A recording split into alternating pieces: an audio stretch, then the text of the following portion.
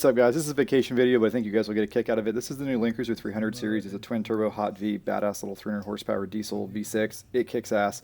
We rented it from Hertz and beat the crap out of it for a week in Tasmania. These trails are kind of mild. This is the east coast of Tasmania. The west coast and the mountains is where it gets real gnarly, but we did find some good off-roading. Definitely banged up the skid plates, but it's got pretty good factory skid plates. And yeah, the truck did great. I'll give you some things we didn't like about it at the end of the video, but overall, we love this truck and really enjoyed romping on it. Tasmania is a giant rally circuit. The speed limit on any dirt road is 80 kilometers per hour unposted, but there's no one out here, so you can really go as fast as you fucking want. This right here is Toyota's tank turn mode. So you press a button, cut the wheel all the way, and it locks up the inside of your tire to help you pivot. We didn't really find any scenarios where it was all that useful. In this case, the inside tire has no weight on it because of the berm, so it didn't do anything. Driving on the beach, we think we're allowed to do this in this area, but no one can say for sure. I think we're almost back to the beach. Ow! Fuck!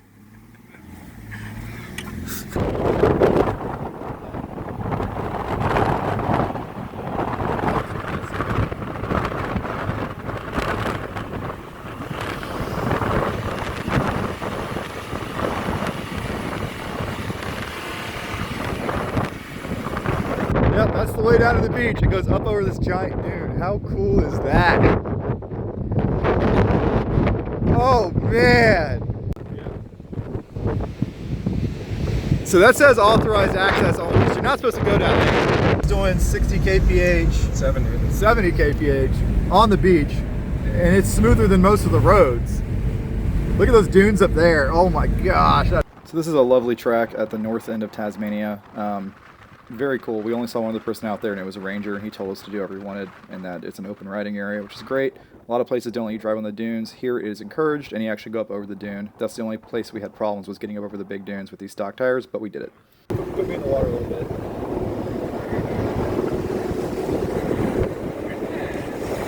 That's why you rent a Land Cruiser, you don't do your own Land Cruiser. This is twin turbo diesel. Oh, reverse is faster. We might have to go up in reverse. I'm serious.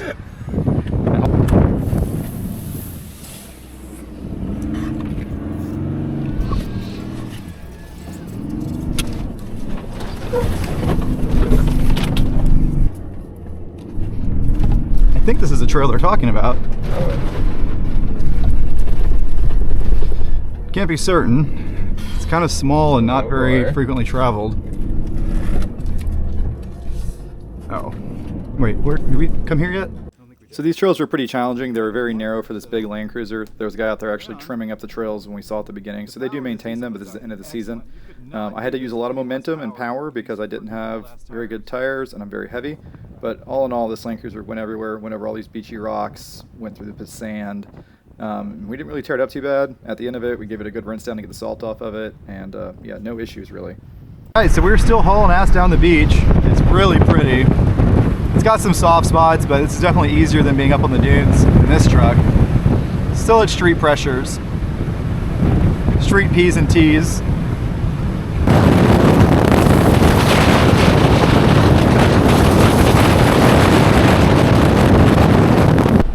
Alright, we've reached a water crossing.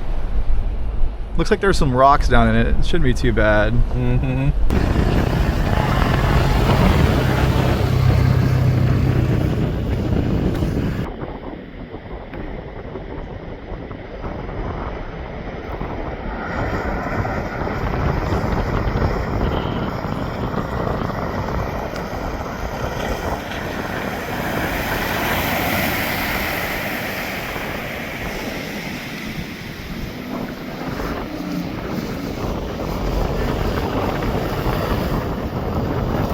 Alright, we did it. We just completed Bridgeport to Bellingham. Alright, so we're starting a track called Jeffrey's Track. It's apparently pretty hardcore. So Jeffrey's Track was really cool. There's a lot of little side trails you can do. We stuck to the main one because we're by ourselves with stock tires. It was a little rainy and cold out, so we didn't get out of the truck and video a whole lot, so this is the best shot I have of the suspension working. The 300 series has the new Toyota platform, independent suspension in the front, and the similar suspension in the rear of the other Toyotas, the 4-link plus a panhard bar, but it flexes amazing. This is not a KDSS model, this is a very base model Land Cruiser, and it still flexes as good as my GX460 did. with KDSS and all that crap. So the new 300 series platform is awesome. You don't think you even need KDSS, but it is available on the higher trims. The GR version of this has a new crazy hydraulic sway bar setup, which is really cool. It also has front and rear lockers, something we don't get from Toyota in the United States because they hate us. But this truck did great. We really didn't even need crawl control or multi-terrain select all that much. I left the center diff unlocked for almost all of this to have good maneuverability, and I let the truck's brakes do the traction management, and it did awesome. Crawl control on this 300 series and the MTS is probably my favorite out of all the 4Runners, Tacomas, GX460s, FJ Cruisers, whatever. Everything I've tried with it, this is the most well integrated. It's not as jerky as my GX460 with the but it locks up just as hard and keeps all four wheels turning. So I wish that we would get this software pack on the new US side vehicles. So I finally found the limits of the articulation, and it articulates very well for a vehicle with, I'd say, traditional suspension, traditional sway bars front and rear. Watch the A-track kick in. That is astounding. It just goes right through it.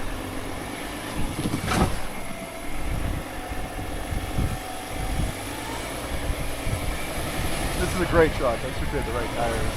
All right, continuing up Jeffrey's track. If anything, the trail's gotten more wet and sloppy. It's looking like it's turning into a little more clay holes, a little less rock. It's going to be terrible for us because we have really bald tires. Rolling the windows up. So far, we only drug a couple times. A-track hasn't really kicked in all that much, but I'm sure that's about to change in this hole.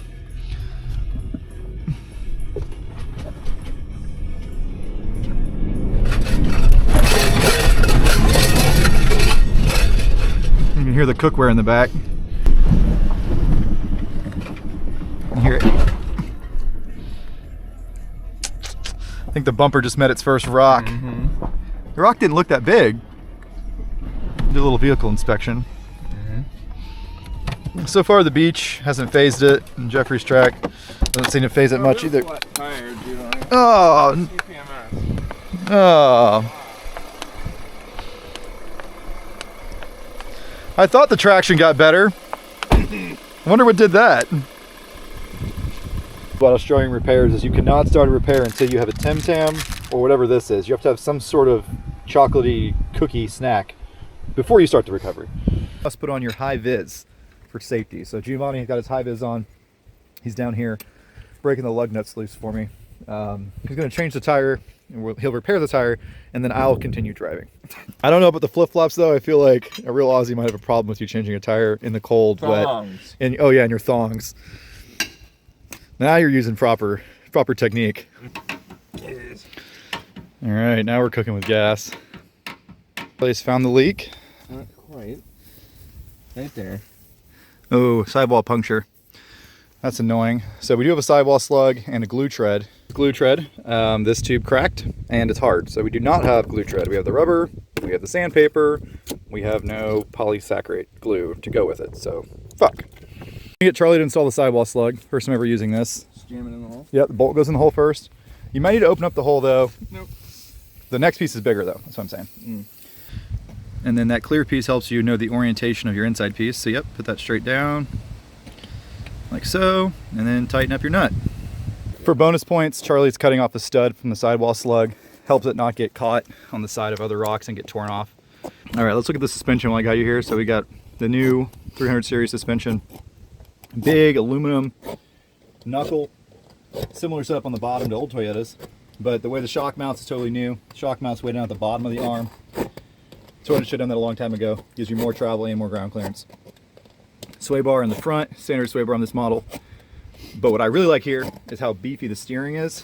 That steering link is so much bigger than my GX460, probably twice as strong. So yeah, I really wish this vehicle was sold in the US. I think that steering link's a lot bigger than the Land Cruiser we get as well. Have to verify. Let's do a finger for scale. So there's my finger next to the steering link. Pretty good. Pretty good. This $100,000 Land Cruiser does not have tire pressure monitoring, which is hilarious. In the US it totally would have it. We're heading out. I think we're about done with Jeffrey's track. There's a big downhill part here, so I'm using crawl control to not have to do any gas brake. A little faster, I switched to DAC and put it in high range, and I'm not doing any brake or gas still, I'm just steering. It's really nice for a long, consistent downgrade like this. Pretty nice view of something down there. I'm not sure what I'm looking at, but yeah, look at that view. Beautiful. Notice with downhill control, you can go up to 30 kph. So now we're at 10. That is so handy. This fucking Toyota does have regen, and you can feel it when it starts. Completed the rest of Jeffrey's track, no problem at all with the sidewall slug. Putting on our spare tire before we go to highway speeds, just to be smart. And then straight to a tire shop. Did take a couple good whacks down here. You can see the control arms are a little scraped up where the shock mount hooks up. Got a little skid plate for the sway bar link, hangs down kind of far. Don't love that. Yeah, that's what a couple of the hits were. But otherwise, clearance is very well maximized. Yeah, that sway bar link's a little goofy. All right, like it never even happened. We always have to do this.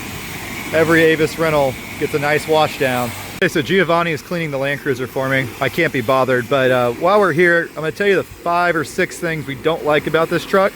Number 1, the rear hatch. It doesn't close very well. It's very hard to get to latch. You have to slam it or bounce on it. Super annoying. Number 2, the sway bar links hang down below the lower control arm and they hit stuff a lot. They should have optimized that better. Really goofy sway bar link mount. Number 3, the low range transmission programming. It only works for very low speeds. If you're trying to go above 5 miles an hour, low range is very annoying. If you use manual mode or shift to high range. So we're shifting high to low a lot. Mostly we left it in high range because that's such good torque. We also did not like the lane keeping logic. This thing actually will hit the brakes if you veer out of your lane. So a lot of times a big truck's coming, you want to veer out of his way a little bit in these narrow roads. This truck would nail the brakes. Super annoying safety stuff on it. We had to turn it off every time we got in the car. That was kind of a buzzkill. We also don't like that there's no rear heat. It only has rear AC. Really goofy, annoying when you're camping and you want to heat up the truck.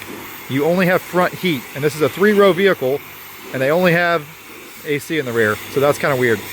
All right, so let's talk about this Land Cruiser a little bit. So this is a 300 series. It's my first time driving one. They've been out for a while. I haven't been lucky enough to get my hands on one. It's pretty freaking cool. So you see 2 turbos right there. So it's a hot V, like a Mercedes or a BMW or I don't know, 6.7 Power Stroke. It's a diesel, 1 battery, big ass air filter. And then on this side you have the world's largest brake master cylinder combo ABS unit off to the side thing. That's for your A-track and all that stuff, obviously. It's a little tight in here, not gonna lie. I probably wouldn't love working on this thing. It's a pretty wide V6, but man, it runs great. The power is really good, the economy is really good. Apparently this thing has 2 fuel tanks, 1 small one and 1 normal size one, so it's got 29-gallon diesel capacity and it gets about 25 miles per gallon, so that's pretty outstanding. This Toyota bumper's badass too. It's actually got a little skid plate that ties in, a little filler plate. Better than a lot of the aftermarket bumpers I've seen. I do wish it sat a little higher in the front, but it's been riding awesome. We've done some mild bumpy type roads and stuff, and we don't really bottom it out. This is a base model, so no KDSS, no lockers, but it does have crawl control, MTS, and it has the tank turn mode. We'll have to try that out. Tires are a little bald. Interior space is huge though, very high back here. It does have the back seats under the floor, which, you know, I'm not a huge fan of, but we don't need them. We have it all folded down flat for camping, but pretty sweet truck. I mean, there's a huge amount of space back here and it doesn't drive as bad as it should for how tall it is. That's all. Let's take a look underneath.